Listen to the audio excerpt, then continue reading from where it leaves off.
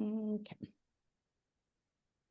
What's up, you guys? It's Andrea here, your host with From Mrs. to Ms. I am super excited to have a wonderful guest in house with me today. She's a relationship and dating coach. Her name is Laurie Gerber. Hello, Laurie. Welcome to the show. Oh, glad to be here. Thank you for having me. Absolutely. So, Laurie is an expert in the field of life and relationship coaching with over 20 years of experience coaching thousands of individuals and couples. Her career started when she herself engaged with a life coach, and her life, top to bottom, was changed. After a near divorce experience of her own and using the Handel Method to rebuild her relationship, she knew she must use what she learned to help others.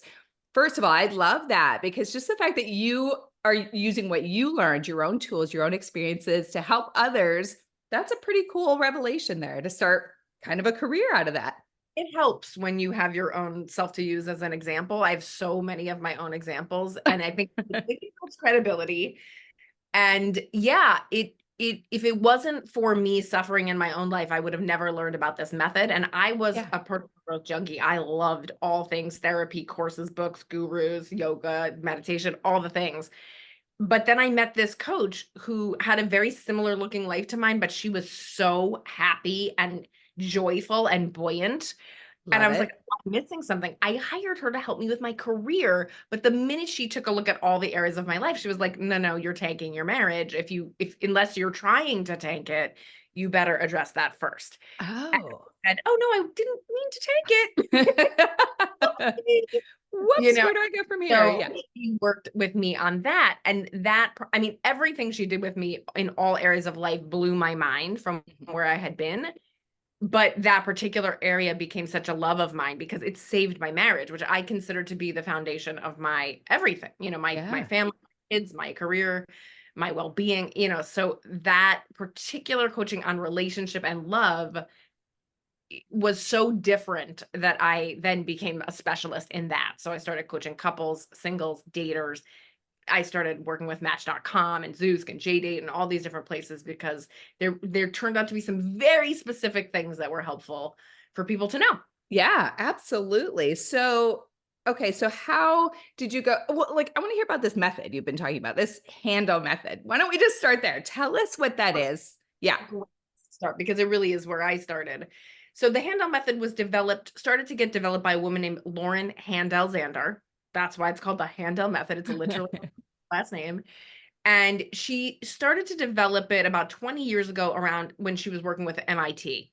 So she developed it kind of guinea pigging it on MIT students, Stanford students, uh, students at institutions of higher learning. She really wanted to have something that had some spiritual underpinnings, but was very academic, comprehensive, and well substantiated scientifically for its principles. So that's why she kind of developed it in that way. Okay. At the time we were coaching a dozen people, 20 people, and eventually we grew and grew, and we were coaching lots of individuals. I ended up running that division of the company. Once I got trained, we had a corporate division, still do, where we work in companies, and then a higher education division where we would teach in colleges and universities and even in public schools. I'm in New York City. We were teaching in the New York City public schools, so where my kids went.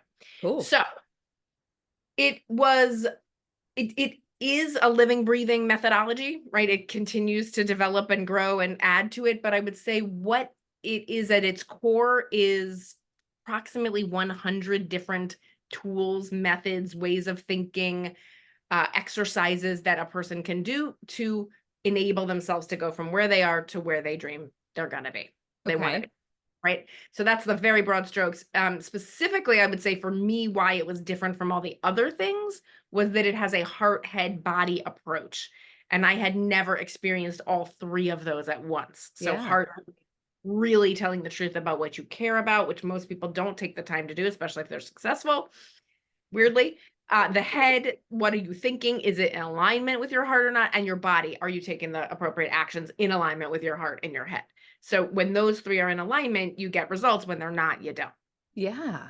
Wow. And so many people probably don't even realize those three go together as well as they do, right? So they just kind of work on one thing. They think their heart's good, but their body's not good. So it's all about getting everything aligned. I'm assuming at one time if you want to proceed. Right, and everyone knows people who work really hard on their body or really hard on their health or really hard at their job, and they're really good at the doing part, but it Mhm. doesn't that was me. I worked really hard. I was a good student. I wasn't happy, right? Or you go to a course or a retreat or a weekend and you come out and you're so happy and it lasts for 3 days, a week, Yeah. Yeah. and then it goes away. So that was my problem. I kept jumping from one thing to the next that would handle 1 or 2, but I never was held to all 3. And that Mm. was such a game changer, right? So if I would have this insight about what I really want to get connected with it, then I'd make a plan, then I'd be accountable for that plan. Yeah. Without that, you don't get what you want, you know? Right, right. So what is like just a small version or small example of how that they all line up together? What would be something you would do to kind I'll of give teach you that the easiest small version? example for Yeah. this topic today. Oh my God, so many good examples. But for me, I want a deep connected intimacy with my husband. Okay. But my head was he's not really into it. He's not that he's a dumb jock, right? He's Yeah. cute, you know, but he doesn't really want to go deep with me and we've already tried everything, right? So I had these thoughts that I would recycle over and over again to justify me not doing the work to reconnect with him. And then my body was like, I'll watch Netflix and eat cake all day and take care of the kids, right? Like the kids were a great distraction, right? So Yeah. I'll do my business, I'll do my kids, I'll eat my food in front of the TV, and then well, I don't have any time for him. I'm exhausted, right? Mm. So my heart could barely be heard. My head was certainly not in alignment with my heart, and my body certainly wasn't either. So the first thing we did was reconnect with the heart. Then we worked on my thinking and Mhm. my relating to him, and then we worked on my actions. And as soon as I could change that, all that, and again, it still works today. It's been 20 years now that I've been practicing those methods, and it gets better and better. Like I just got Wow. a flirtatious text from my husband. Wow. We're 30 years in now, and we're still flirting. We're going on a date right after this during the Oh, day because we both work from home, and yeah. the sex is getting better. Like what? It's remarkable what you can do if you work all 3, heart, head, and body. Yeah. And it's And remarkable how little you can do if you only use 1 or 2. interesting. And he was very receptive to it, I'm assuming. Let me put it this way, he was ready to divorce me. So he was very receptive to me working on myself. Yes. Yeah. Yeah. And right. And was the divorce due to lack of intimacy, lack of connection, lack of communication, all of those things? And I don't want to get too personal in your life, but is Oh, those kind of you want to know really what it was? Yeah, yeah. Can I curse on this Of podcast? course. Fuck yeah. Was a cunt. I was a mean Wow. bitch, right? Like the truth, like you could he was putting up with no sex. He was putting Oh, up with me being like too busy. But what he could not put up with was how mean I could get. Because if something went wrong with money or the house or something, I was so mean. And yeah. that's just my dark side, right? Like that's where I go. That's one of my bad traits, right? And Yeah. so he just was like, I don't deserve this. This is I remember the conversation we had. It was a brutal conversation, because he was handling contractors and taking care of 5 children in our home Mm. and, building our new like he was working 20 hours a day. Yeah. Literally. He was even getting up for night feedings, right? Yeah. He is a great man. And and then he would make a mistake with the contractor and I would like flip out. And I remember standing on the street with him this morning. You're kicking me when I'm down. And I was like, "So?" "So what?" And he said, "Well, would you kick me if I had cancer?" And I was like, "If you were an idiot, I would." Right, like, I mean, I was, like, so sure being mean was a good way to get the best result out of him, and frankly, he had been producing amazing results despite my meanness for a really long time, but Yeah. he just got sick of it. He was like, "I don't deserve meanness. I just don't deserve it. I'm a good guy, right? I don't cheat. Yeah. I take care of the kids. He just he didn't deserve it. He was right. He was right. But I really didn't until he said divorce, It I didn't didn't care. I register. thought the world was in balance. Yeah. But good for you for recognizing that. And then once you're in that place, you got to do what you got to do to fix it. Where a lot of people just kind of let it ride and they just kind of, they're too proud to make changes. They don't, it's too hard, right? All those things. And they just kind of let it ride until it does end up going to divorce. And so, how long has that been? This has been your whole career, basically? Basically, well, exactly, right. I was actually going to coaching for career help because I wanted to expand my business. I had a different business at the time. But the way that this woman changed my life, I was like, I think I want to do this. Kind of thing. So I transitioned into coaching right around that same time as I saved my marriage. And then, got the training and practiced my 10,000 hours on Ah, my, singles and couples. And here I am today. yeah. Wow. That's such a great story, though. I love hearing that how people kind of come into their own and they come into whatever it is they were meant to do based on what has transpired in their life and how things changed. And so I think that's super cool. That's really neat. Yeah. It's a good one. So navigating life transitions like divorce and emptiness can be like incredibly challenging, of course. So what are some specific strategies or exercises that you use for your clients to help regain confidence when they're trying to find that lasting love, of course? It's, I am of the age of the empty nesters, or Mhm. I almost, if I hadn't had that third kid, I would have an empty nest by now. Darn it. So That it's dang my, kid. well, I did it on purpose, but but but it is my favorite time to coach women is empty nest and menopausal empty nest, post divorce, or Yeah. or pre-divorce in some cases because they need the help to get. Yeah. But I love that. I love that moment because women I find at that moment are finally ready to focus on themselves and Mm. listen to their hearts. So the first one of the first exercises I give them is to ask them what they really want. And most women really don't have a clue. I didn't. Yeah. And they really need repeated questioning and certain exercises to get clear on what they actually want. The other thing I do is I make a to-do list for readiness to find your greatest last love, your last Mhm. greatest love, right? Your last greatest love, your happily ever after, however. Yeah. I'm toying with the words. Yeah. You're looking for the love of your life, there is usually a list I'm finding of about 5 to 10 things that need to get handled. So I take people through an inquiry about that list. It's not the same for, there are themes. Yeah. And if I have a quiz on my website, are you ready to date like you mean it? To give you some hints as to what things might be standing in the way. Uh-huh. But no two are the same, but there are certainly themes. And so that's a really important exercise for my women who are finally like, okay, it's time for me to figure out love. What's the plan? What's the program? Yeah. So what are a couple things that they would put on their list? Or what are like the ones that you Yeah, just see being repetitive? I'll give you the top one. So there's three, first of all, there's three stages my Okay. ladies are in. The first stage is they're on the bench on purpose because they're not ready. Then the second stage is they're out there hunting and Mhm. they really need skills, right? Like skills and strategies and a sense of safety and protection out there because things have changed, right? There Things are a little crazy. was no scamming. I mean, let me put it this way. There was still scamming before the internet, but it was much easier to detect. Yeah. I mean, I still people have people in my neighborhood who are scamming in real life, like live and in person, but it's a little Wow. easier on the internet. Mhm. And then there's the third stage, which is they're in the beginnings of dating someone new that they really like, and they're navigating, is this the person? What questions should I be asking? How do I have tricky conversations? So, Okay.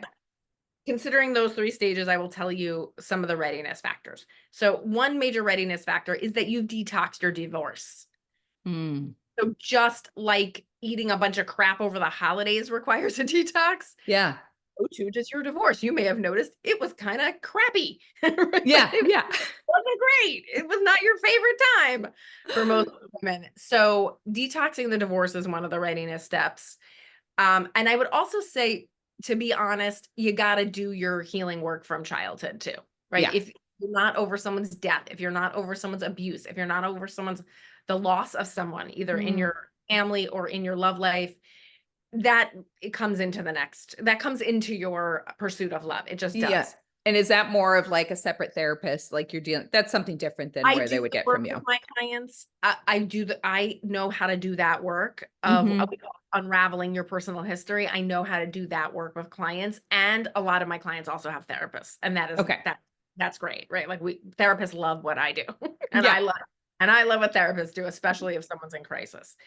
So I work very well with therapy, but it's a much more incisive and participatory method that I use than what therapists seem to use. Okay. I'll leave that at that. Okay. For the tactics, I have a very specific and nerdy set of rules that women Nerdy. follow while they're dating. Nerdy by way, I mean, you have 5 to 10 criteria for the head, 5 to 10 criteria for the heart, 5 to 10 criteria for the hoo-ha. Ah, And you are constantly assessing through what I call spark questions and interactions of a particular design. You are constantly testing to see, is this person meeting my criteria or not? And vice versa, right? Am I meeting okay. their or not?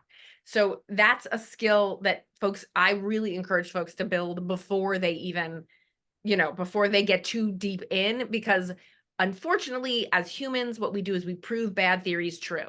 So if we think dating is hard and it stinks, we're going to have a hard time and it's going to stink. And I'd rather you just sit on the bench while you learn these skills before you go and prove that there's no men out there or whatever How many thing. times have we said that? I There's mean, nobody out there. They none, all 0 suck. men. I mean, these poor men, truly.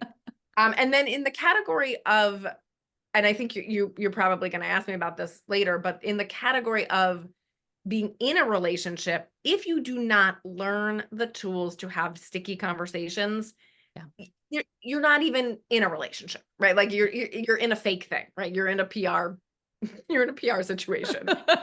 Or just you're like being, you're being each other's distraction, right? Like, Yeah. so that there are exceptions to needing to do it, but if you're looking for the love of your life, if you're looking for intimacy, if you're looking for true love, any of that requires, and it's 8 steps, and you got to use them. And if you're not using them, it's gonna be a fight. And Yeah. if you are using them, it's going to increase your intimacy and connection with anybody, not just your partner. So that's a few examples. Those are great. I love that. I love that you have 3 separate stages, really, because there's so many people that think they are ready, but they're not. Like you said, then they're sitting in that placeholder stage. They've got someone just there to buy the time, distraction, whatever it may be, but that's not really their end game, I guess. So I think that's so cool to go through that. And it's all a part of really understanding where you're at. And I think sometimes we jump into it too fast. Sometimes we wait too long. I've heard that when you're sitting too long on the bench. Exactly right.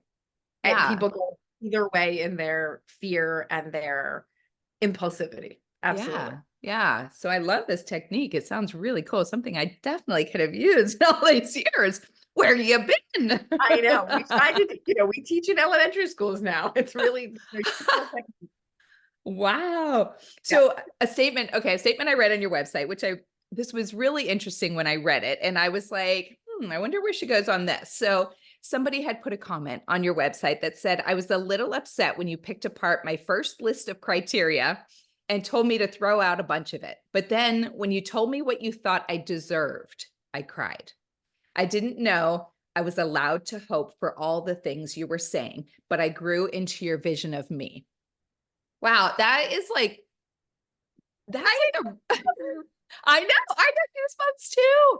It was like a really touching statement when that was said, because I think that is where so many of us lie, is that we have this perception of what we think we want, what we think we deserve, because we don't really know.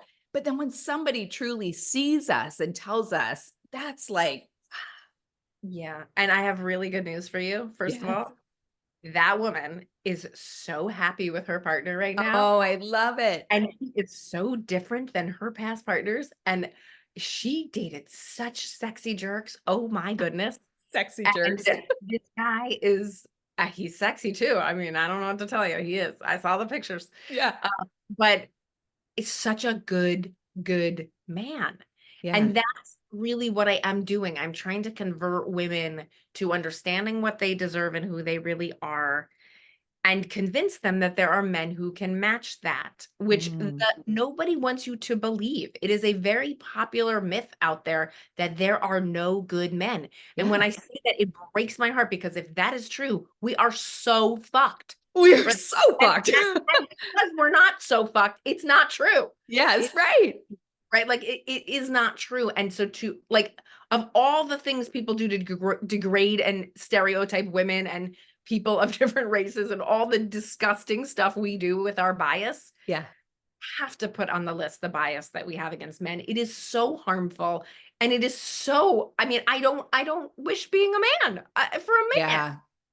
for I what's have being said about them. Yeah, and I agree, and I've thought about that as a man. It is a really tough place to be because there's a lot of people that ruin it for everybody else, right? Of Yeah. course, but there are those men out there that truly want to like care about you and your well-being, and they want to have communication and they want the same things that you do, but finding it. It's a type of man, and there's Mhm. another type of man, and there's such good news. They're really different types, and Mm, they're not usually that.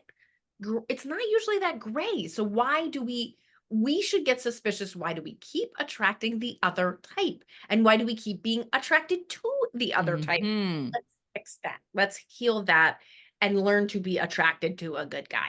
Come on, Yeah, they they deserve you, they and you really deserve do. them. And I think we ride on that, we like the bad boy, we like the chase. I'm in that pool of that. I've been that way for years. Like, I'm always like, yeah, I like the chase. I understand you. Yeah. I don't know what to tell you. Role play with your man. Tell That's it, it, that's it. Make him push give him you over the the chase. edge until he gets pissed like I did. It's very, very, very studly.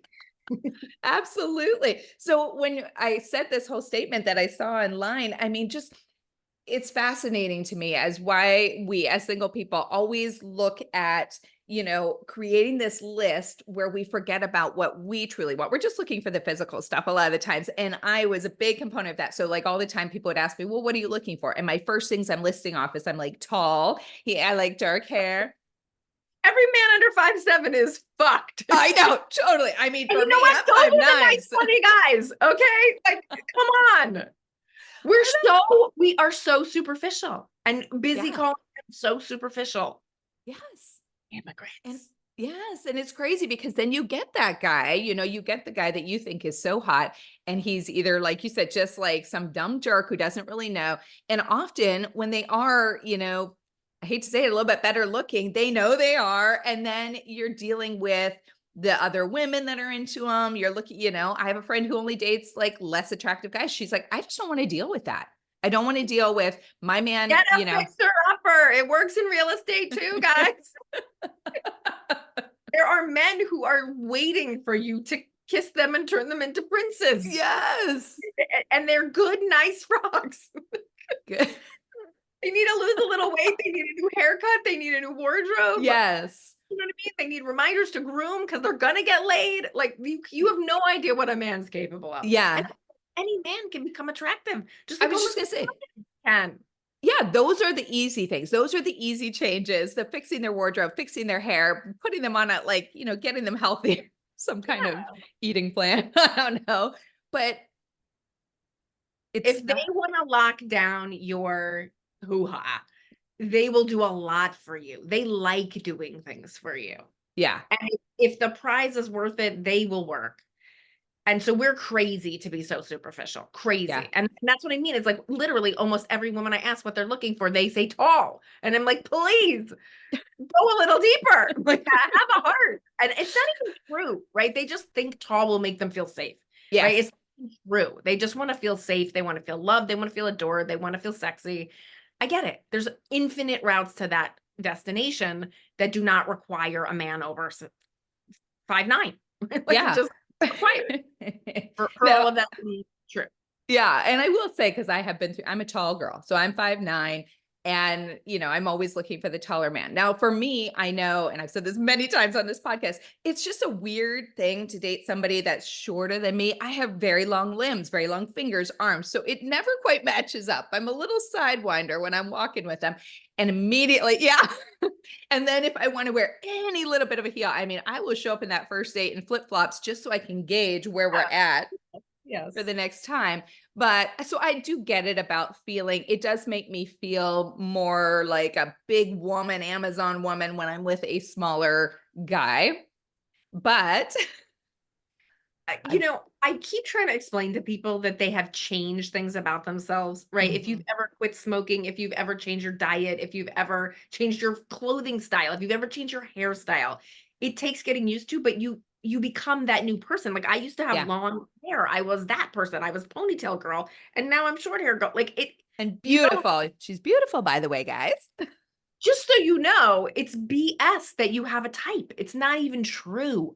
And if Mm. you wanted to decide to love being an Amazonian woman and the shorter the man, the better, Yeah. like let people wonder how it all works in bed. Let people wonder how good he is with my boot. Like what you can create any narrative you want to make it awesome. Yeah. And then in so many more humans when you rule out dumb, superficial, I call it they're proxies or cliches. They're not the real thing. The Yeah. real thing you want is safe and sexy. And guess what? You're in charge of that, not him. You're Yeah. in charge of feeling safe and sexy. You're in charge of saying no. You're in charge of deciding where you will and won't go. You're in Yeah. charge of feeling beautiful. You're in charge of that. I remember when I realized I'm in charge of having a good time in bed. Oh my God, I'm in charge of that. A man's got to Woohoo! do keeping his dick up. Are you kidding me? Like, come on. You're so right about that. That must Do suck for your men. part, ladies. Like, do your freaking part. They work hard and they're humans too. They have hearts too. Yeah.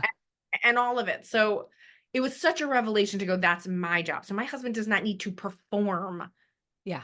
He needs to show up. He needs to be present. He happens to be excellent at performing, but he doesn't have, it's not on him. And Yeah. that could change, right? We're gonna only getting older. And that's not what love is. Love isn't you have to perform. And I don't want to perform either. Yeah. And I think what a lot of people don't realize is the more connected you are, I mean, maybe they do realize it. I don't know. It doesn't feel like it, but the more connected, the more communication, the more intimacy you have, the better all of those things are, right? It just as a whole. Yeah. Yes, absolutely. It is Yeah. the hidden aphrodisiac, right? Or Yes. lubrication or whatever you want to call it. It's so true. It couldn't be more true. Yeah. So when you're looking at these checklists, so what kinds of things do you help your clients like to balance their desires with realistic expectations? How do you get them to go, okay, let's take these and put those aside for now. And let's really look at these things. Well, what's so interesting too is that people go too far and not far enough. Like kind of Mhm. like some women are kind of like, well, could he just be nice? Like, and that's They it. want, Like, could he just they want the like, could homeless he guy in the street if he's a those nice are guy. like, could he just, honest to God, could he just not cheat? Right? Like that's how scarred I am. Could he Yeah. just not cheat? Like that's minimum acceptable. Like yes, and right? Like The what bar else? is so low. Like, yeah, right? So on the one hand, I have to get people to admit what they want. Now, good news, everyone wants things that are really quite attainable. So this Yeah. is what I'm learning. People want to feel safe. They want to feel seen. They want to feel sexy. Yeah.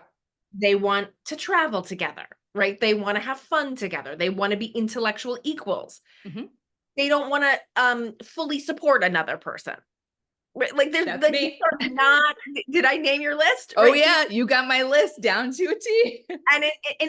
And that's what I want you to say, right? Like when I say that, everyone can hear that's a reasonable list, right? Yeah. Like that I'm not asking for Prince Charming, I'm not asking for tall, dark, and handsome, I'm not asking for a millionaire, I'm not asking for a grad degree, I'm not, but instead of saying that, right, Mhm. I want to feel safe, I want to feel sexy, I want to feel seen, I want to feel heard, I want to have fun together, I want to be intellectual equals, I don't want to support anybody financially. They say, really, like if a man heard that, he'd be like, you go, girl, that sounds good. But if a man heard what our lists say, Yeah. he'd be like, I'll take a hooker, right? Like, good. Like I can't live up to that, right?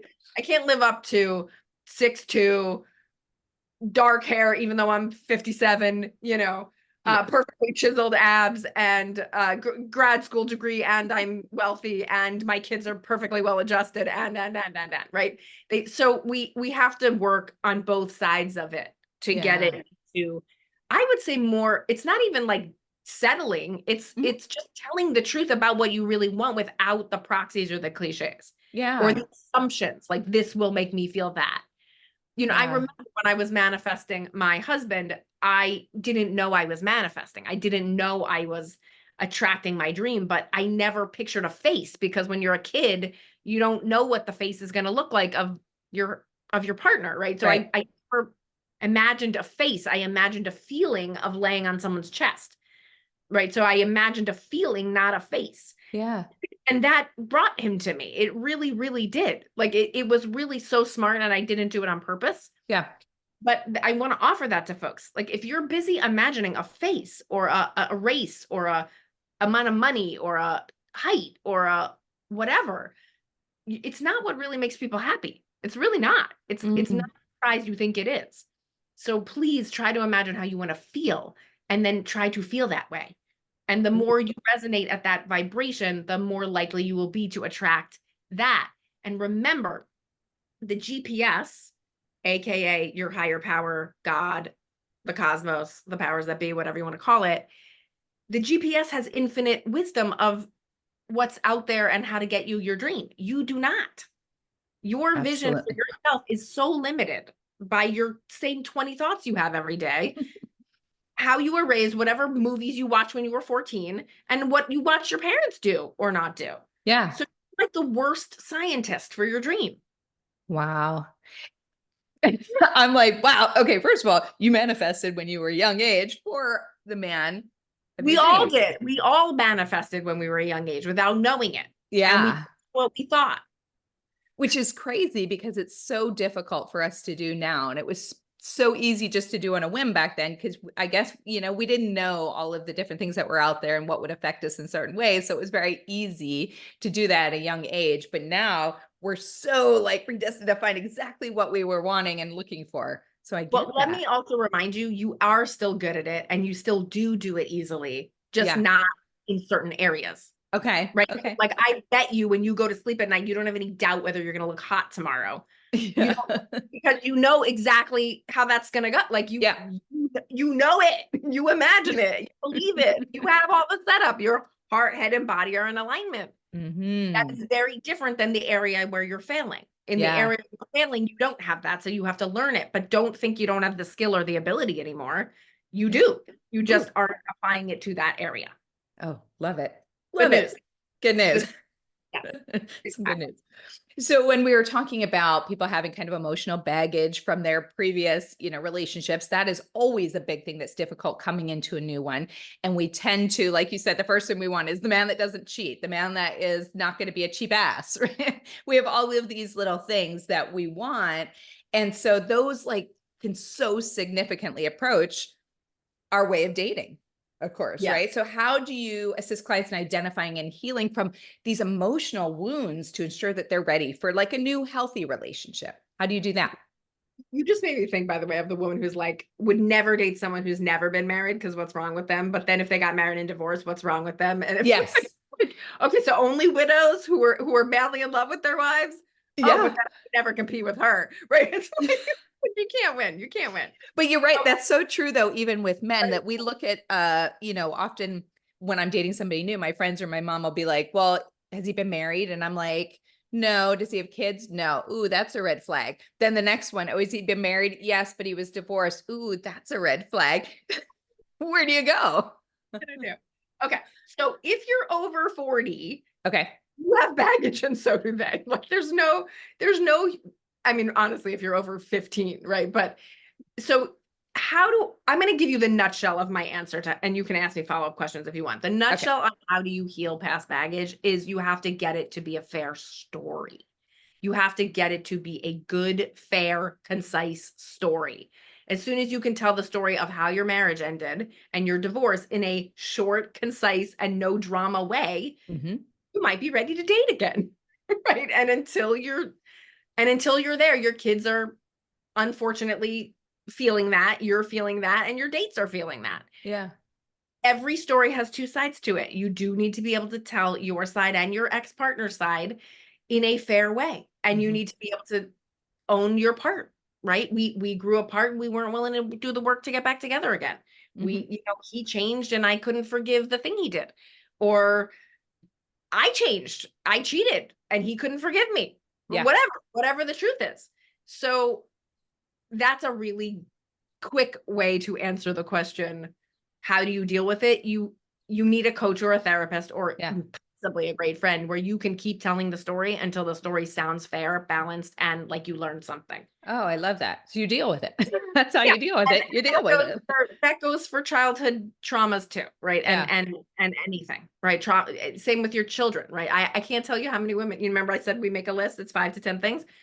Almost every woman has one family member or more on the list, a mother, a father, a sister, a brother, a child that they are unresolved with. And if you think you're not taking that into your dating, you are. right? Like Yeah. if you feel guilty about something or there's a relationship in your life that is not the way you want it to be, you will not deserve love to yourself. That's how I language it. Like you don't Mhm. won't give it to yourself because it's a reward for good behavior. Mhm. And you're not going to, and your subconscious knows, right? Your subconscious is Santa, right? Yeah. Santa knows if you've been naughty or nice. And your subconscious will not give it to you if you're holding some shit against yourself.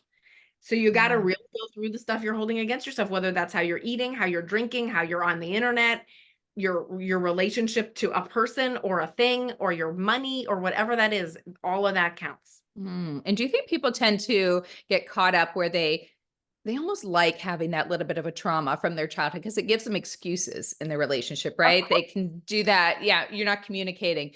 Well, but I had this in the past. That's honestly one of the most evolved problems I see, right? Is that everyone's now been therapized and so they could talk about why they're a jerk Yep. and really explain it and they want your sympathy for it, which, and I do think there's a place for it, right? I think Yeah. there's a place for compassion for what someone's been through and understanding of why certain traits or behaviors have evolved. Mhm. However, I'm in the self-help business and it's been 20 years around here. And what I've learned is you can move past it. You can put it on a leash. Now, I'm a mean girl, right? Yes. I'm You're a not cunt. I'm a cunt. And that did not go away. I did not fix that. I did not make that go away. But what I did do was I put it on a leash. It is managed, just Yeah. like if I was an alcoholic, I'd manage my drinking. Mhm. And that is required if you want to evolve past your lineage. And it's required if you want to evolve past where you've been. So yes, I can tell you why I'm mean. Yeah. I can, all the reasons that my therapist helped me to understand. But what I know is that being mean does not work in my marriage. It does not work in my business. And so I have to Yeah. have it on a leash. And I do. I have promises, literally promises. I have promises to make romantic gestures to my husband. I have to write poetry if I'm mean to anybody. I have to write a poem. I have like the most beautiful book of poetry. She's got like 1,000 poems.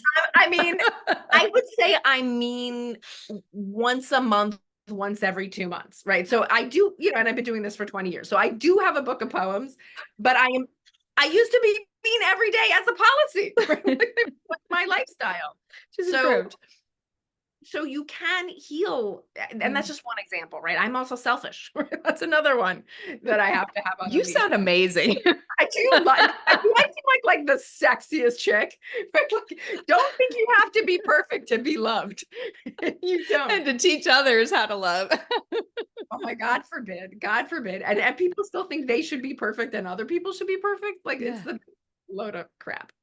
So, I hope that answered your question. That did answer my question. So, in your experience, so what are some of the most important qualities or skills that individuals should develop within themselves to kind of attract and sustain a fulfilling relationship?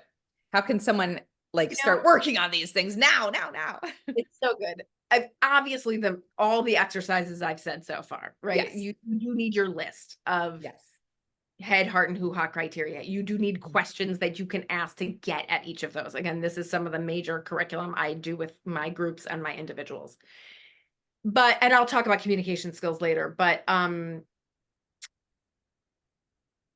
the first thing that popped into my mind when you said, what are the skills? The first thing that popped into my mind was learn to say no. Yes. Learn to say no, thank you.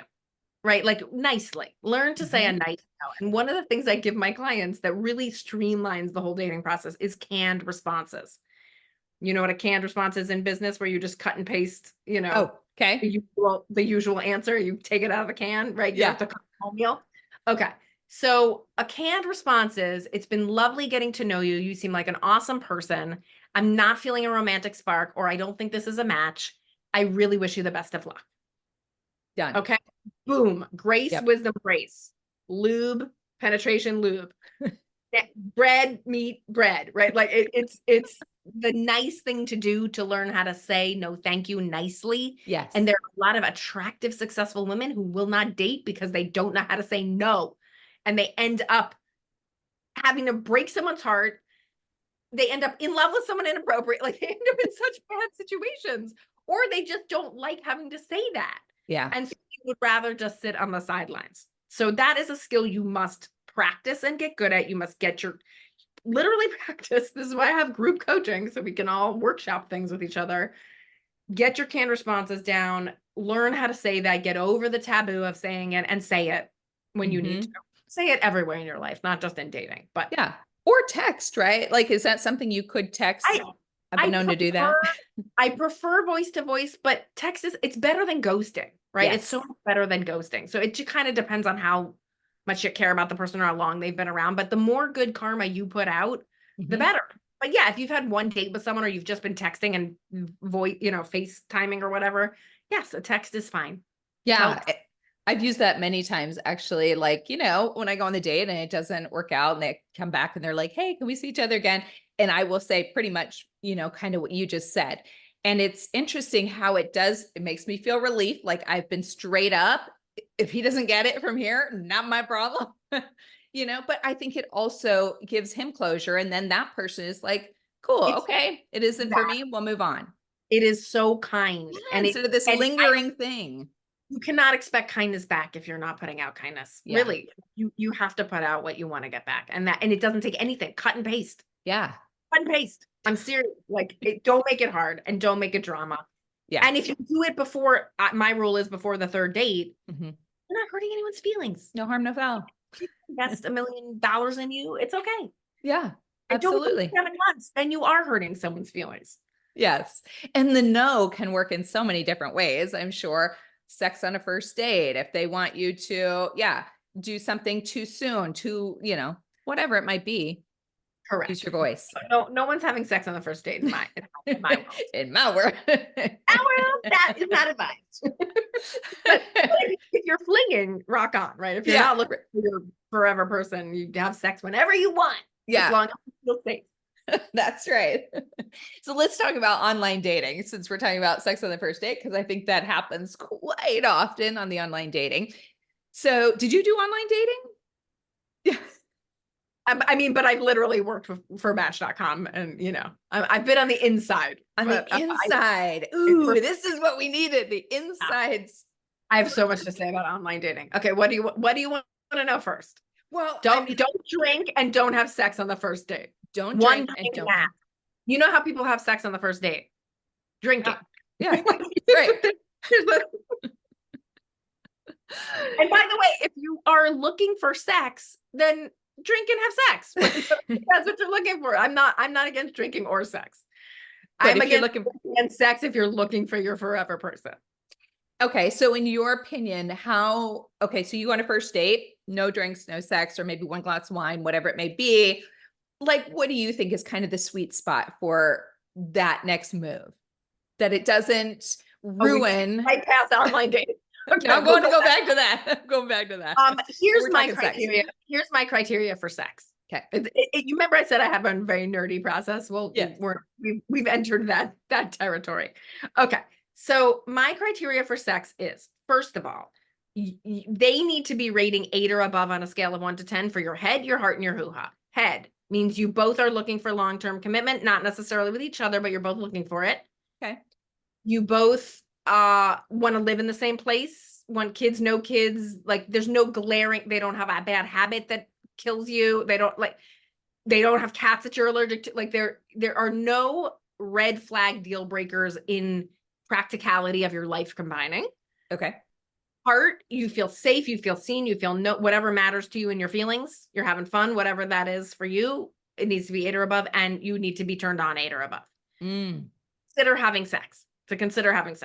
Okay, you don't need to be 8 or above in the first 3 dates to consider another date, because the ratings can go up, but to have sex 8 or above on all 3. Okay. You have to be comfortable enough to talk about everything, including, of course, sexual health.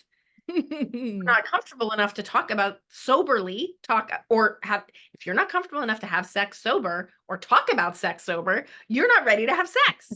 Sorry. Simple. Again, if you're just trying to have sex, I do not have these criteria. Okay, just go and have it. Yeah, except it doesn't work for most women. That doesn't work for most women, and it has complications. Yeah. But I would not, but if you were like, I just got out of a divorce, I want to try all the flavors, I'm horny, I want to go, I would give you a different set of criteria. It wouldn't be nothing, but it wouldn't nearly be this list. Okay? Yeah. Okay. So 8 or above on all 3 H's. You can soberly have a talk about health, contraception, all the things, all the things. Mhm. Where, when, how, planning it, designing it, all of that needs to be comfortable. And number 3, you've committed to being monogamous, at least for right now. Yeah. Again, unless you're purposely flinging. If you're purposely flinging, I don't care about the monogamy. If you're looking for your forever person, you're monogamous. Doesn't mean you're going to be monogamous forever, but for right now, we're not on the sites. We're not seeing other people. We are Yep. just seeing if this is a match or not. Preliminarily, it is, because you meet my 3 age criteria, I meet yours, Mhm. but we don't know. So for Mhm. right now, we're monogamous. And you literally put it in writing. I'm serious. I'm so nerdy. I'm like, I literally give you the 4 steps for having that conversation. You have the conversation, and then you follow it up with a text. "Hun, I'm so happy we're monogamous now. This is so amazing. I think this is really going to make things much sexier. I think our sex is going to be even better since I feel so much more secure." Blah blah. It's all in Mhm. writing, dated, time stamped. I'm Ooh. a lawyer in the past life. N Okay, so that's when you're ready to have sex. Mhm. She's like, "There you go." That's my minimum list for that, when you're ready to have sex. Yeah. So then what happens if you now get to the spot where you're gonna have sex and everything, you've done all of those things, all the criteria met, and the sex sucks? Where do you go from there? And you talk about it, right? Because assuming the heart is at an 8 or above and you're attracted to the person and your lives could work together, great. You talk about it. Sex usually isn't good the first few times Yeah. for most people, right? Like, because everybody's different and there's no way you can apply your prior knowledge to a new person. You have to get to know a new person, which is where the communication tools come in, and how to talk about awkward things and sticky things. And so that's no problem. And Yeah. then you do that 8-step, difficult conversation rubric. Yeah, and I think these are good for the listeners. Everybody's, of course, in different stages. I know when I came out of my divorce, I was like, "Whoa, I'm gonna just taste all the flavors," and I'm gonna Yeah. and I'm I gonna approve start of that. young. I think Yeah. that's healthy. I think that's very healthy. Well, and it was my first one. It's my episode Dick Slapped, where he was slapping me in the face with his dick, and I was like, "Dude, the hole's down there. I don't know. You are lost." What I was thinking. I'm dodging that thing. I mean, it was That's so like funny. crazy. And right off the bat, I crawled back into my hole because I'm like, "Ooh, I'm not ready for this." But, I don't like temptation. but it's so insane because for me, looking back now, that was probably a bit of a learning experience. I mean, it made for a great episode. If Oh, anyone totally. who wants to go back and listen, You but can't have a bad date. You can't have one. It's all for the good of other women. Come right, on. it's experience and learning. And I don't know if he ever listened, but maybe he got the point. Like, that's not what women are looking for. But yeah, so I guess it's just kind of learning as you go, taking everything as an experience. But okay, I'm going to jump back now to our online dating because I really want to talk about that. Okay. Yeah. So, because online dating has this total, misconception, but also not a misconception because it is amazing for certain things. I love it because you meet people that you would never normally meet. I'm not gonna, find somebody that's in Florida here in the store and we're just going to hit it off, whatever. So you get to learn and meet other people. I think that's great. You get all of the different people. You get to put in your criteria, exactly what you're looking for, and basically create your man if you want, and you can do it at your own leisure. But Yeah. there's also those terrible things that I hate, like in my mind, I've said this many times before, is that the men are just sitting on there. A lot of them are not looking for relationships. They tell you what you want to hear. They put it in there that they're looking for long term, or they check all the 3 boxes: casual, long term, they're just covering themselves so they can easily go, "Well, I never said that." Yeah, move on those ones. But those Yeah. are the ones that And really, 50-50 with the ones that say long term. So you're gonna have to be smart. yeah, exactly. And so it makes it so difficult. And I also feel like it's created this temptation out there, and not where men really, and women, have to work at it these days because they always know there's somebody right around the corner. It doesn't work with you. I got somebody else waiting for the most part. It's it's that unfortunate phenomena that more choice does not make us happier. It Yeah. makes us satisfied with something that would have been perfectly good 20 years ago. So it is unfortunate on the one hand. On the other hand, most single people are looking for their forever person. Hmm. And they really would prefer to lock that down than to keep hunting. Not all, Yeah. not all, but some people want to be playing polyamorously or flinging for their entire life. Cool. Hang out together. There's sites for them. Some people think they're ready and they're not. You can weed them out pretty quickly. And some people want it. They want it. And even though they may be tempted, just like I'm tempted to go on my phone all the time, or I'm tempted to eat sugar all the time, or I'm tempted to check my email, or all the things we are tempted by, a human being, like I said before, can change, can upgrade, can leash themselves and choose something because they know the benefit of being 1 year in, 5 years in, 10 years in, till death do us part in.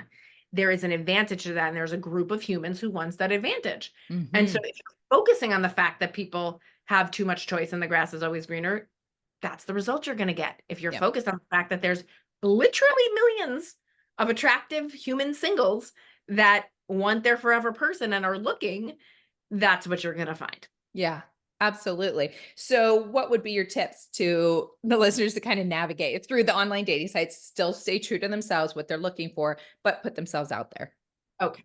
Number one, if it smells fishy, it's fishy. It's catfishy.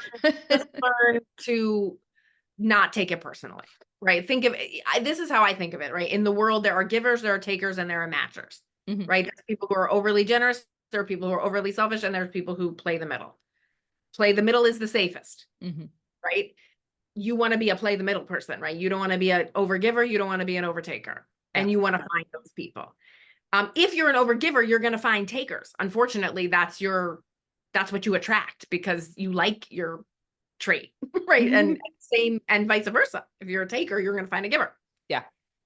Okay. Like I found a giver. I'm a taker, right? But we came into the middle on purpose together. Okay. So, but my point is, first of all, if it smells like a taker, it's a taker, right? And sometimes even if it doesn't smell like a taker, it's a taker. So keep your wits about you and be utterly hopeful, optimistic, and positive, and also smart.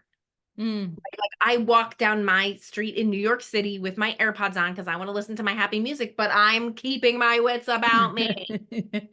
Oh, you can do both. Okay. You can do both.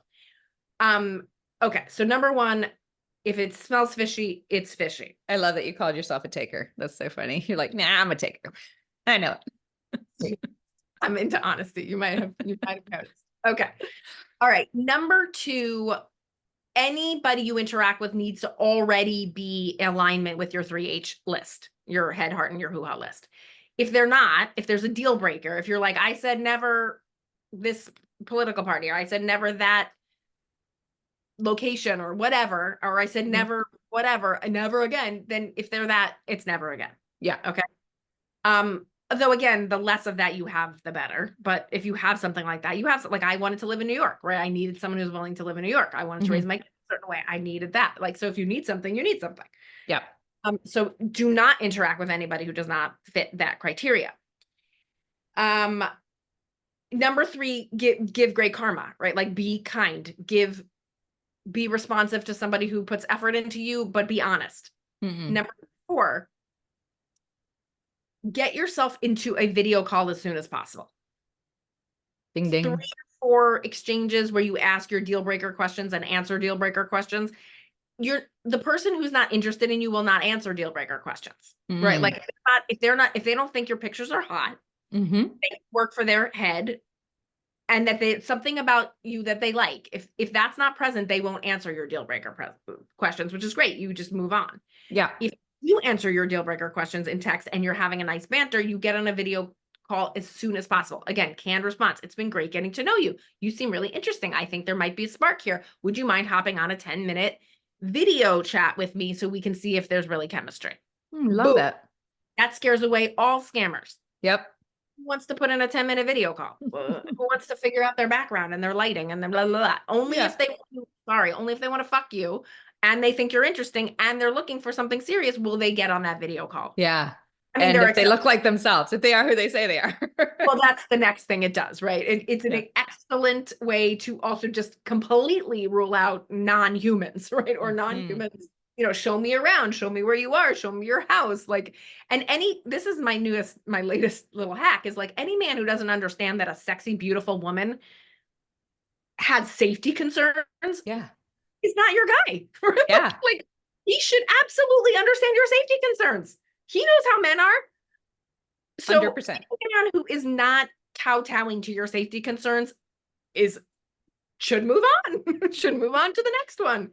Okay. And then you want to find this person online. You want to find them on before you go meet them. You want proof of their identity online and who they are, preferably a social media site where you can really see what they're up to in life, or a LinkedIn. Yep. And you can also have them background checked Yeah. using Truthfinder is one that I know. Truth finder. Yeah. So again, there's a lot you can do for your safety. There's a lot you can do for your safety. And the more you feel safe, the more fun you're going to have, and the less dud dates you're going to go on. And the less dud dates you're going to go on, the more fun it's going to be and the less exhausting it's going to be. And then you won't be walking around with your baggage becoming unattractive. I love it. Okay. Okay. That was my top five. My top Love five. it. Okay. Okay, before we move on, do you got some good little tips from Match.com? Some things. Is it true, like the whole algorithm thing that some of those sites drive me nuts. It's like, Hinge will say the date for you to delete. They really don't want you to, because they want you to stay on there, and they make everything good where you have to pay for it, right? Okay. Anything on Match? Here's my spiel on the online. It's not about Match. It's about, and I haven't been In with general. Match in a year, so I couldn't tell you inside secrets anyway. But Okay. what I will say about dating sites in general is they're a business. Duh. They're a business. And just like you, I mean, I figured out that when I sign up for a vacation, there's like a way to hack it so I'll get a discount. Yeah. I like go in and then I don't go back, and then I wait a certain, I'm learning like what makes them raise the price and what makes them lower the price. Yeah. It's the same thing with anything, right? You have to learn the algorithm. You have to learn how they do their business. You have to play the game if you're gonna get the rewards, right? If I want a discount on my vacation, I gotta play the game. Yep. And I'm not offended. I can't be offended by the fact that it's a business. I can't be offended by the fact that it's tricking me and trying to get my money. And I mean, I could be offended so easily, but but then you're not going to be using it for what it is for. Yeah. Which it is doing you a service. And if you learn how to use it, it can give you that service to great effect. Yeah. I think that was a It's not really great. trying to make it easy for you, and it's not really trying to give you a lot of shit for free. Yeah. That's true. That's true.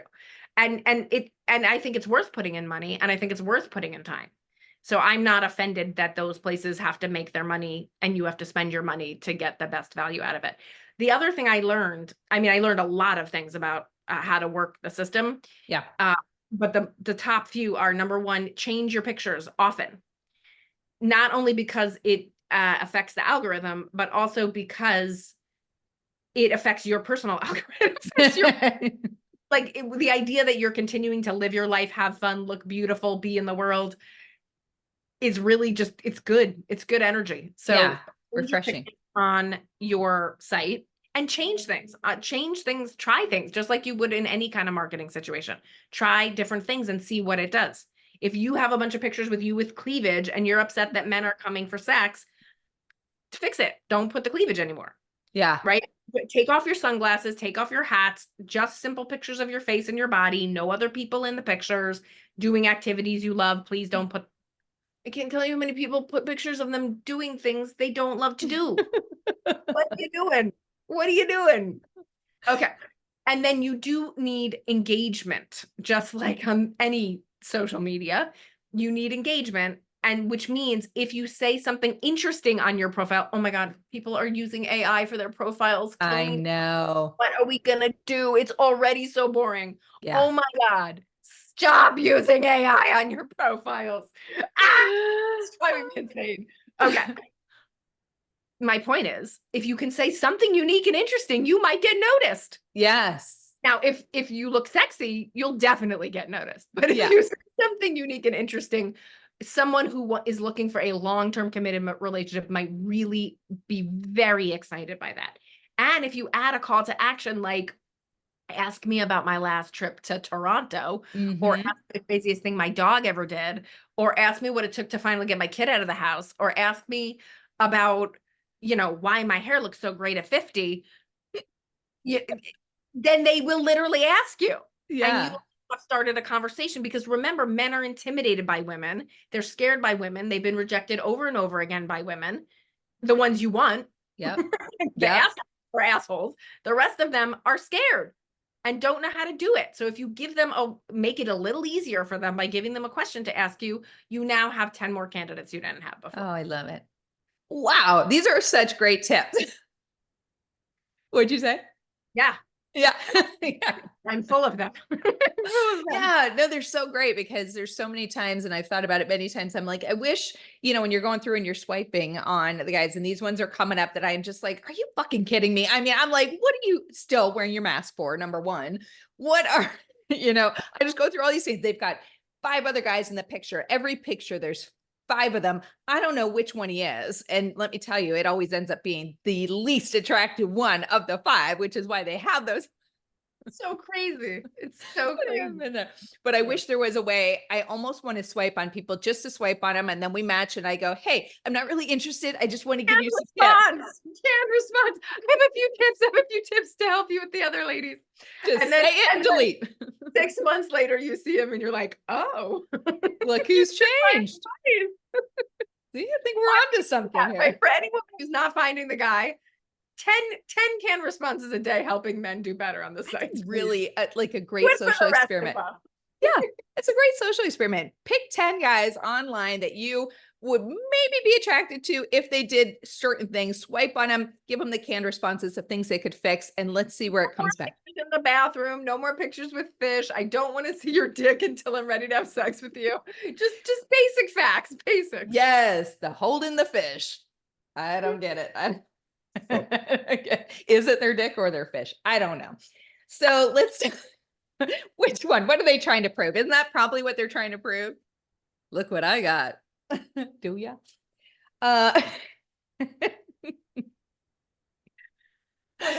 Oh my gosh. So, okay, let's talk about self-love, self-awareness. We know these should be the words of the year, not the gaslighting, the toxic. Self-love, self-awareness, all these things. Learn to love yourself is the line, but it's a thing and it's a true thing. It really is, right? And it's the law of attraction. And when you are feeling good about yourself, man, you are going to attract somebody who sees that in you, which I think is awesome. So you emphasize this a lot in your coaching. So can you tell us like the role these play in forming successful relationships and like how individuals can kind of cultivate these qualities in their everyday lives to start just really loving themselves again? Yeah, just that. Just that. Just like the most important and hardest thing there is to do. Just that. Love it. And go. Do you have a trick for that? Do you have a pill? Okay. I actually do. I actually do have a trick for that. Okay, no pill. I'm obviously agreeing and underlining everything you said for the context, but it's remarkable how much doing the 3 things you wish you would do, it changes everything. It really is. So interestingly enough, when my coach first met me, right? I don't know if I said this. I think I did, that I was trying to get help with my career, but she took one look at my marriage. The next thing she said was, you're anesthetizing yourself with sugar, right? Remember, I was sitting in Netflix and eating donuts with every meal. Yeah. And you're not present, right? Like you're not in relationship with yourself, much less in relationship with your husband, much less able to dream about your career, right? So she saw the dominoes in a particular order. So the first thing she did was have me quit sugar. Okay. Start having sex again. And exercising. Okay. None of which I was doing. And all of that led to feeling better, looking better, sleeping better, parenting better, being better at my job, like stupid amounts of positive impact, right? Like why those 3 things make such a difference? Why? Right? Like that's crazy, right? And it didn't take me longer in my day, really. Right. You know what I mean? You just had to cut some TV. Just had to cut some TV. Which cut the sugar. Exactly. And I suddenly had time to take a walk and, and sex. Have a little bit of sex, right? It was like minimum. So every woman has those 3 promises that would make all the difference in her life to make her sparkle. For a lot of us, it is exercise. Or, I have a client now who got a horse, right? Like, and you could just see the glow, right? She loves that horse. She loves being in nature. She loves being in the sun. It gives her exercise. It's like kills so many birds with one stone. It could be meditating. It could be drinking 8 glasses of water. I don't understand why I have to argue so hard. Drink your gosh darn water. Like, yeah, it matters, Yeah. especially when the pussies get older. Like, come on. Yes. We want to So, go in and coming out down there when we need it. so three promises that are the ones you know you should make. If it's not, if it's drinking, if it's how you use the internet, if it's quitting your sleeping pills and learning how to meditate and sleep, if it's getting resolved about your divorce, if it's hiring a coach or a therapist, Yeah. if it's fixing it with your kid, if it whatever it is. And again, my girls have 5 to 10 girls, women, mature women, adults have at least 5 to 10 things on the list that encompass simple things like I have to love what I'm eating and how I'm exercising, to complicated things like if I don't tell my father the truth about what I think about our relationship, I'm not really free to tell the truth to men. Yeah. Right. And so that's what creates self-respect. And whatever our parents gave us or didn't give us for that is done. Mm. They can't, I mean, they could apologize. I'm in the business of getting apologies, but we can't rely upon that. And sometimes they're not with us anymore. So that's inside work. And the amount that it increases a person's self-awareness and self-love to do that work it's actually shocking. And remember, I came to this after years of therapy, yoga, meditating, courses and books. And no one made me do the work, like do the real work of quitting sugar. Nobody Yeah. made me do the work of having sex with my husband, right? Like no one thought of it to make me do the things I wish I would do, even though I Yeah. didn't. Are you still off sugar? I eat a very limited amount of sugar now.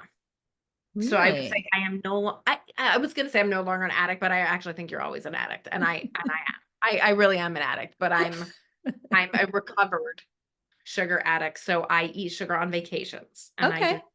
sugar generally when I'm off vacations, or I might have like a little bit of I'm very controlled. I'm Yeah. very, because it doesn't make me feel good. It doesn't make me feel good or look good. And Yeah. I care about those things. So it's a very different diet now. But Yeah. I've been through all different kind of food. I've done food. I think I've done food probably every way you can Mm.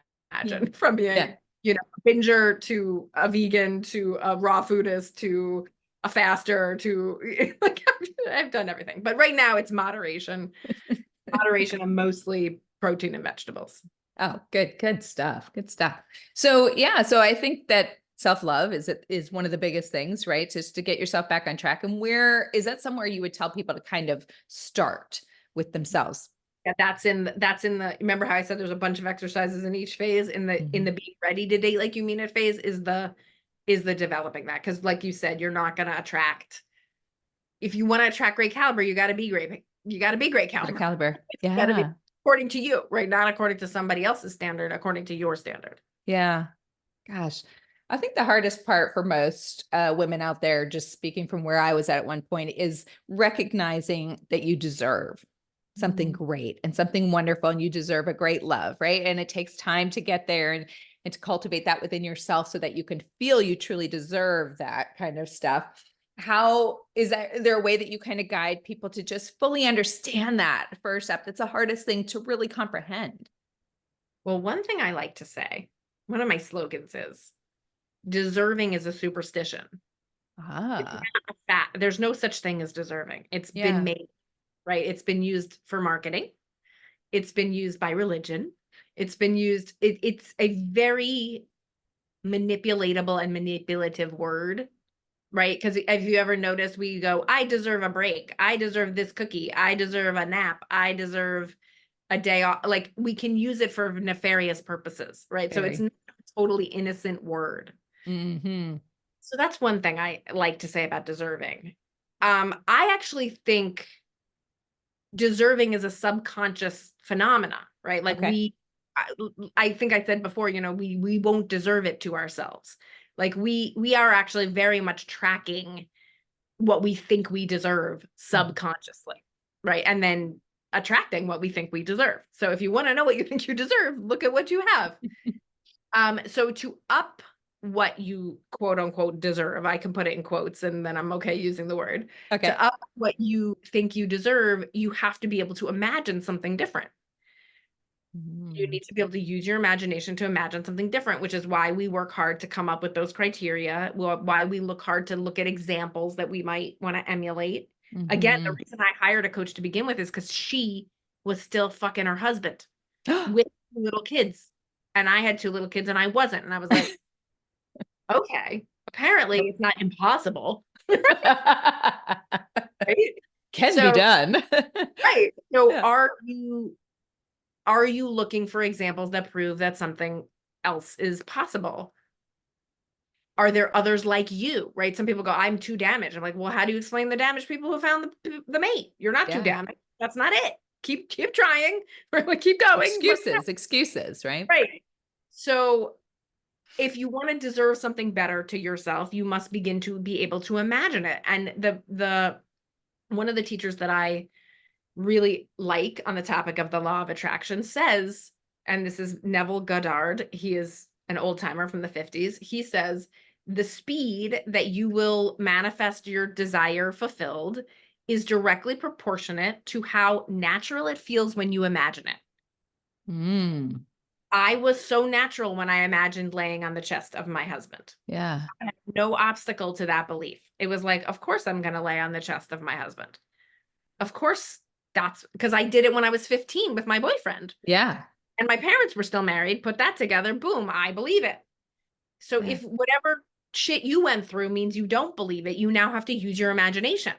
Now, I had to use my imagination to imagine being a size 4 because I was never a size 4. I was Mhm. eating crap at every meal. I literally had to cut out a picture from the magazine because I couldn't imagine it. So if you don't know a thing, right? If you Mhm. don't know deserving a thing, you have to start to imagine it. You have to start to look around, whether it's fiction or nonfiction, and pull your examples and start to imagine it. And then Mhm. you have to make your list of 5 to 10 things that are in your way and start ticking them off. Because not only will ticking those off bring you closer, but knowing that you're ticking them off will bring you closer. And knowing you're the kind of person who can tick them off will bring you closer. So that's how you deserve better. Wow. Deserve.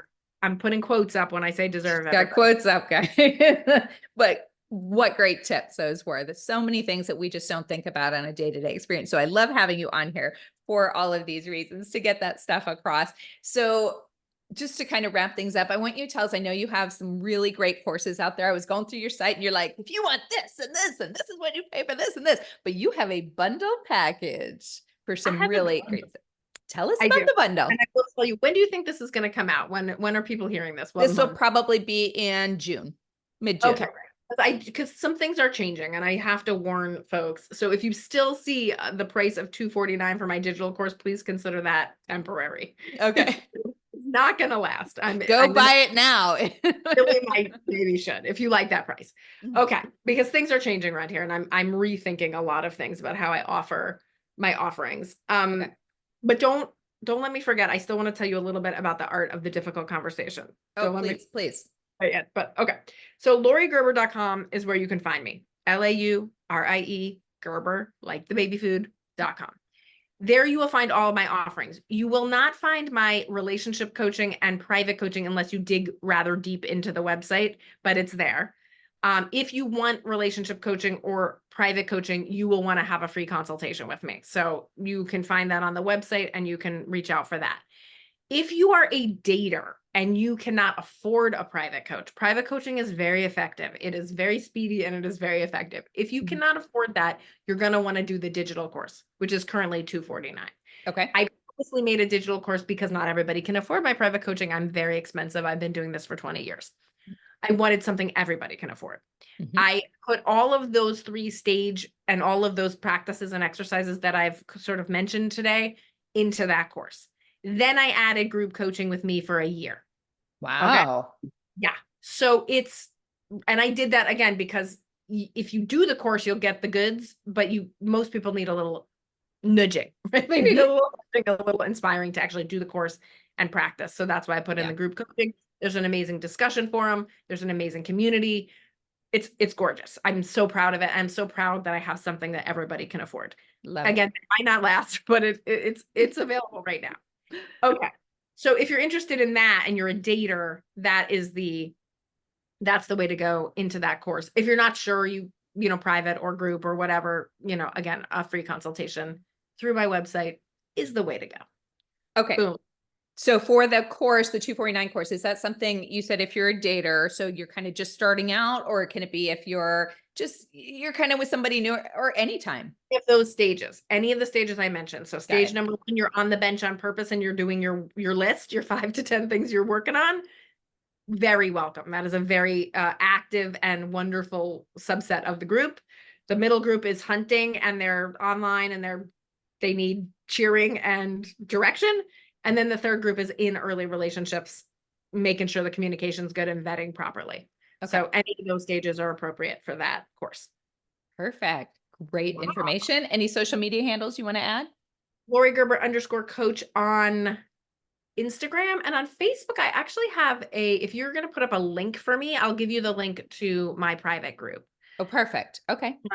And that's for daters. So if you want that link in the show notes, and I have a private Facebook group again, where I'm coaching on dating and the whole group is daters. And perfect. I'll get that from you and I'll add it to the description of it. So, okay. So we're going to jump back now to, you're going to tell us conversation rubric. So again, it's almost like, how they teach you hot cross buns on the recorder when you're a kid? Yeah. This is a simple formula, but it does take practice. You have to learn how to do it and you do have to practice it. And it's just basic tools that everyone needs. I don't know why we don't teach this in school. Okay. At least in the schools we're not in, they don't teach this, to my knowledge. So every communication has a balance of grace and wisdom. Or like I said, lubrication and penetration. Or bread and my language, Laurie. Speak my language. You want to put it. It has a combination of your experience and caring about their experience.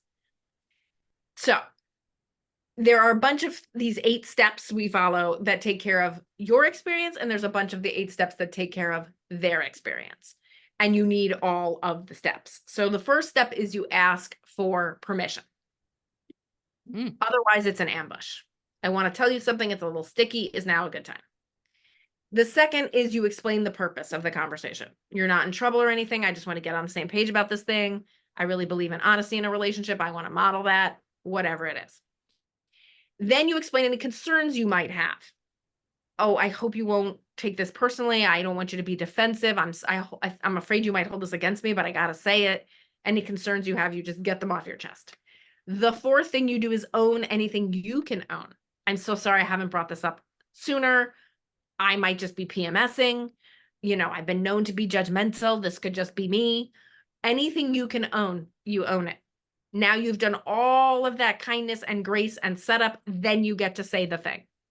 When you didn't call me back the other day when we got off the phone abruptly, I really took that personally and hurt my feelings. Or, I really like a gift on my birthday. Your card was beautiful, but I like a gift. That's what I'm into. Whatever. Or, I hate to tell you this, but my breasts are kind of tender. I need a gentler touch. I don't like dick slapping, whatever it is. I like a gentler dick on my face. Okay. Okay. Whatever it is. Some might like it. Truly, I'm sure someone did once. Someone did to make him do that again. Let me tell you. Did once. And there are people who like everything. So you really can't. I cannot imagine I was the guinea pig on that one. There's no way. He's not like, I'm going with the older girl and I'm going to dick slap her and I'm going to show her what's up. I don't think that happened. This is why communication using this rubric is so important. The 6th step is to get the other person talking and listen. What do you think? What's your feedback? What are you hearing? How does this land for you? However you want to say it. Can that shit. Make it easy for you to come up with this language quickly. And then you're going to listen, preferably take notes, because you're going to reflect back what you heard to show the person you are also receiving their communication, which then sets the stage for a future of honest communication. And lastly, you will come up with an agreement. Next time, let's try it this way, and we'll check back in. Or from now on, I'll always get you a gift. Or, from now on, if I don't call you back, next dinner's on me. Whatever. Yeah. Okay. So those are, in a nutshell, the 8 steps. If you skip any of those, don't expect the best results. Expect the full-blown dick slap. Yeah. That's going to happen. Unfortunately, even if you do them all, you don't know what you'll get in Yeah. return. But I can promise you it will be better than if you didn't. Voila. Great steps. I love it. And I hope everybody takes that to heart and really writes them down and goes through all of them. If you can't afford to do a course, pull it from this episode, whatever you need. Come on. I'm really trying to get the word out for free. You are. She's given us some good info for free here, guys. So take any of it and use it to the best of your ability. So very cool stuff. I love it. Thank you. Thank you so much for joining me today. What a great episode. I love talking about all of this stuff, and it's always helpful. Little nuggets. You take little nuggets from every little thing. And I just love that, and implement them into your lives and just make it better. So before you go, I love to play from Mrs. to Ms. Fun facts. Would you rather? Are you ready to go? 10 easy relationship questions. Just tell me which you would rather, pretty much. Number 1, would you rather have an adventurous date exploring a new city together, or a cozy night in with a homemade dinner and a movie? Dinner and a movie, please. Netflix. Netflix and donuts, please. And she took Netflix and chill and changed it to Netflix and donuts. I am faithful to my original loves. So really, what your coach taught you is to go from Netflix and donuts to Netflix Correct. and chill. I actually had to go to Netflix and chill, and I have to explore new countries and adventures with my husband, which all of that is scheduled. Love it. Number 2, if on a deserted island, would you rather sunset skinny dip or midnight beach bonfire? Sunset skinny dip, because I go to bed at 8:30. Even on a desert island.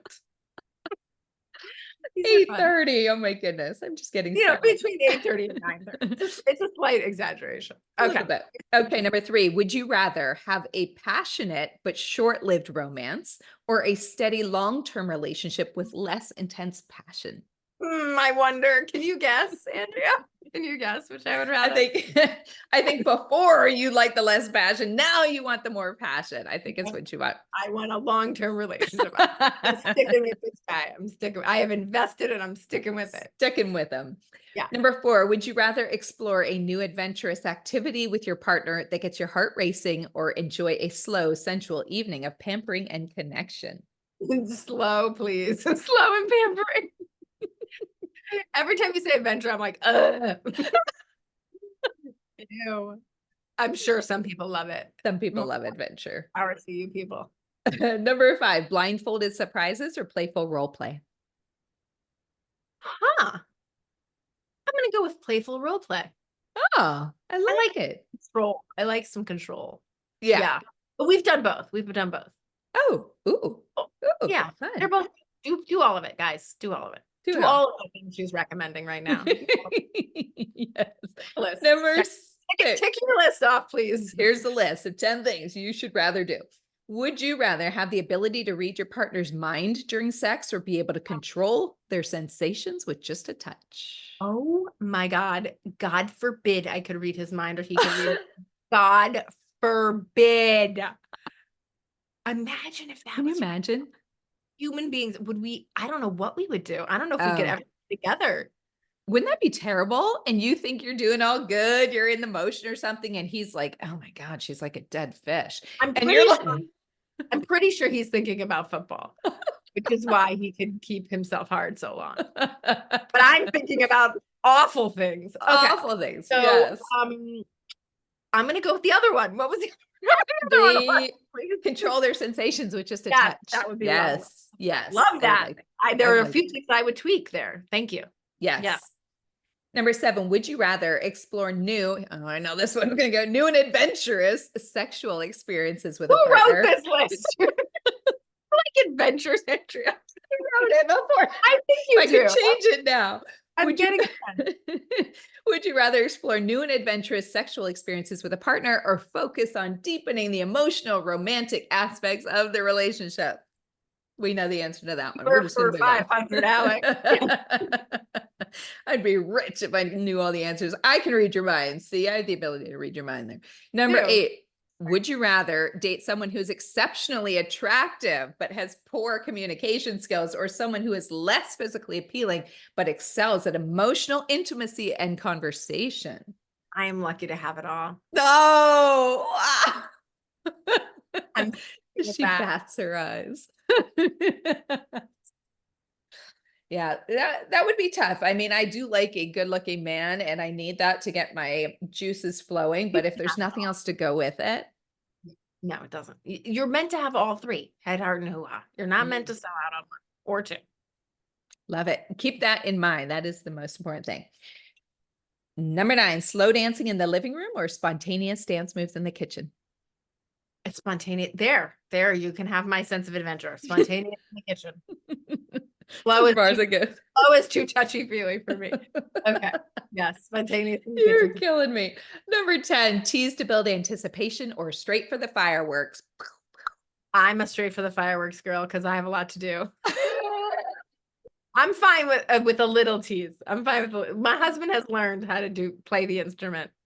I have played this game so many times. You are the first person to ever say straight for the fireworks. No joke. Oh, what the heck? People, they don't have enough. I have a lot to do. I have 3 kids. The time is ticking. I'm like, come on.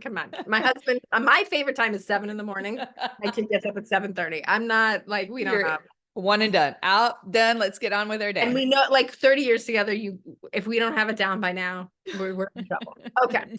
Oh my gosh, 2 o'clock. It's time for my date with my husband. I love it. Woo, what are y'all gonna do? We're gonna go out and have lunch outside. I love it. It's a beautiful day. It is a beautiful day. Oh my gosh. Thank you for joining me so much, Laurie. This was so fun having you and such great information for the audience. I love that. And so you guys know where you can find her. I'll have all of the information in the show notes for you to take a look. You can find me at let's try that again. You can find me at from.mrs.to.ms on any social media. I'm on any major streaming platform. You can email me with any questions at info@FromMrs.to.Ms.net. It's great talking with you guys once again this week, and y'all have a good week. Bye. Bye. Bye. Hey, will you do me just one quick favor and just repeat? It cut out when I said, okay, let's go back and talk about what was it? The 8, how'd you say that there? The things for a difficult conversation. Art of a difficult conversation, maybe? Yeah, I'll just, I'm just going to say, hey, you said you wanted to go back to, and then you just add that in and then just say, ooh, the thing. Okay. So, before we go on, I want to jump back to, you talked about something cool you wanted to say. Yeah, the art of the difficult conversation. Ooh, I love that. Perfect. Go. Got it. You want to see how hot it is? Oh, is this video or just audio? It's video. Did I say I turned off my AC and I'm in menopause? Oh my God. What the fuck? Oh my God. You saw I had to take off my jacket at one point because I was getting hot too. I started to be like, anyway. I didn't notice it. I'll make sure to save it for the clips. I'll save it for the clips. Oh, now it's so I'm really I love it. I love it. You are a hot woman, girl. Whatever you need to sell a podcast, you can use that if you want. I can use that. That's some good shit right there. So thank you. Go enjoy your lunch. I'll let you know it's out. I'll send you some clips to use. Appreciate you. Bye for now. Bye.